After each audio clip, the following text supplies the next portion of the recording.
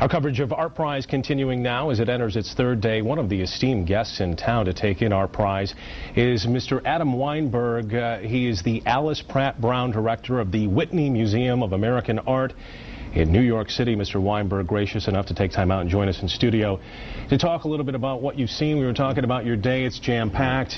Right. You've been visiting, lecturing, talking with people. Right. Have you been able to take in some of the art? What's your first blush? I saw probably about 60 projects, I would guess, give or take, in 3 hours. And I gather there's something like 1,200 projects altogether. So it's actually, you know, a relatively small percentage of what's there. But really impressed with the ambition, the energy, the community support. It's really terrific.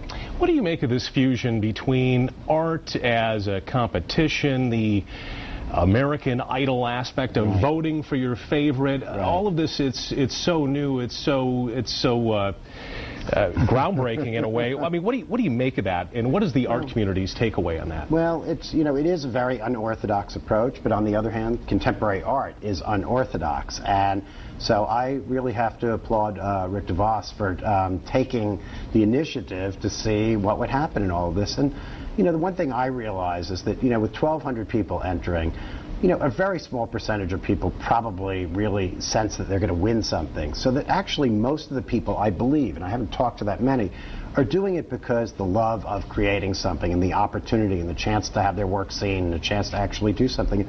That really is what it's about. To me, the prize is just sort of the magnet that brings people in, but in the end, it's really what the people do and how the community responds. Do you think that prize in any way would keep some artists away, that would keep them out of this competition because of the competition itself and they want to do art for art's sake?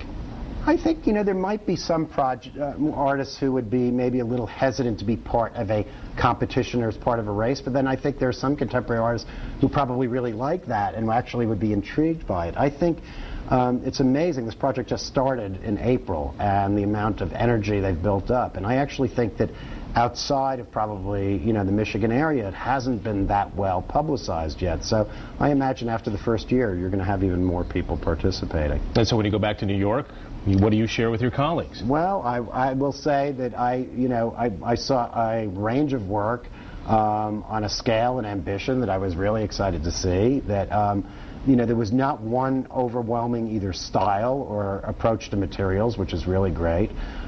It's a reflection, I think, of what's going on artistically across the country, and I think I'm so impressed to see the community involved.